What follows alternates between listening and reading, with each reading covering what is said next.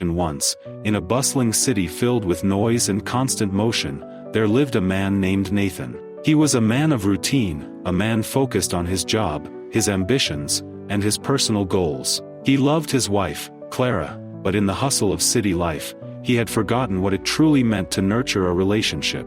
Clara had been his constant companion, his partner through thick and thin, but to Nathan, her love had become something he took for granted. The affection she showed him, the little things she did for their home, and the quiet moments they shared together seemed to fade into the background as he chased the dream of success. Nathan was a software engineer by profession, working long hours at his desk, often coming home late into the night, his mind still consumed by lines of code and complex algorithms. The office lights flickered, the hum of servers echoed in his ears, and the pressure to deliver the next big project weighed on him relentlessly. He was constantly chasing deadlines, always striving to be better, faster, more efficient. His job became his refuge, his escape, but it also became his prison. Meanwhile, Clara, his wife, was a kind-hearted schoolteacher with a deep love for life. She had always been patient with him, understanding the demands of his work, but her patience was not infinite. The signs had been there for years. Clara's soft smiles became less frequent,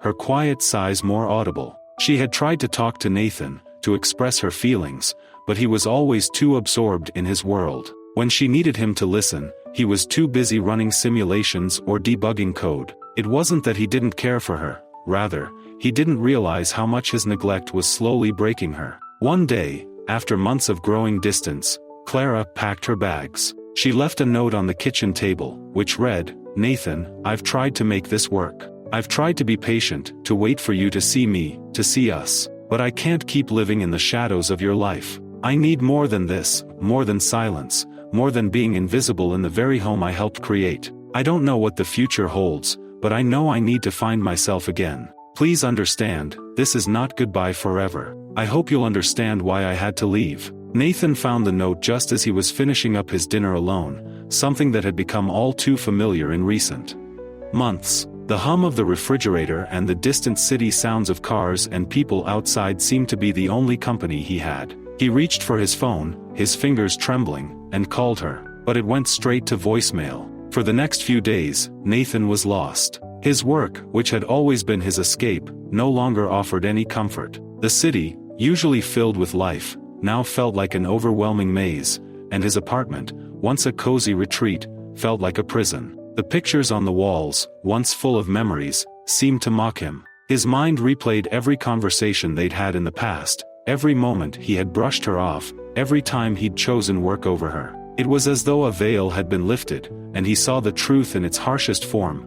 He had taken her love for granted. Days turned into weeks, and Nathan sank deeper into his own regret. He tried calling her, sending messages, and even visiting places they might have gone together. But Clara had decided that she needed time to rediscover herself, to breathe outside of the small life she had built around him. Her love for Nathan had not faded, but the relationship she had once cherished had withered in the absence of mutual care and attention. One particularly lonely evening, Nathan sat in their apartment, the city's constant buzz drifting in through the open window. He had just finished a late-night coding session, but the work felt hollow, as if the lines of code no longer held any meaning. His heart ached as he looked at Clara's empty chair across from him at the kitchen table. He had been so consumed by his career, so focused on climbing the corporate ladder, that he never saw how much Clara needed him to simply be present. He hadn't noticed how much her quiet suffering had built up over the years until it was too late. His mind wandered through the memories of their life together, their walks through the city streets on Sunday afternoons, their shared laughter in cafes, their late-night talks on the balcony overlooking the skyline. He had loved her deeply, but in his pursuit of success, he had forgotten how to show it. He had failed to nourish the love that had once bloomed between them.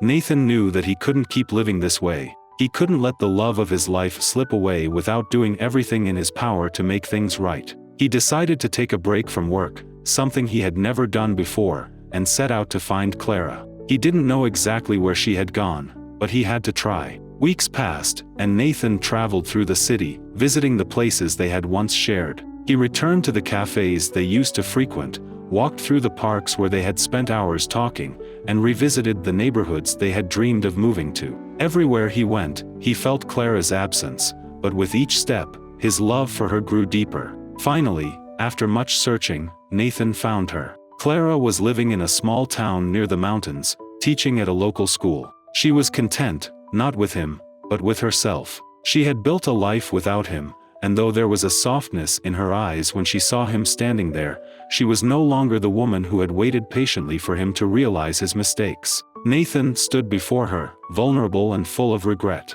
"Clara, I'm sorry. I took you for granted. I didn't see how much you meant to me until it was too late. Please, give me a chance to show you that I can be the man you deserve." Clara looked at him for a long moment, her heart torn between the love she still carried for him and the fear that nothing had truly changed. "I've learned to live without you, Nathan," she said softly, "but I haven't forgotten the love we shared. I'm not sure if we can find our way back to what we once had, but I'm willing to try, if you're willing to be the man I need, not just the man you think you should be." And so, they began again. It wasn't easy, and it wasn't perfect, but this time, Nathan understood. He had learned that love wasn't just about feeling it, it was about showing it, through the simple, everyday acts that prove you care. He knew now that Clara wasn't just his wife, she was his equal, his partner, and the person who had made his world whole. It took time, but they rebuilt their bond, stronger than it had ever been before. Nathan never again took Clara's love for granted.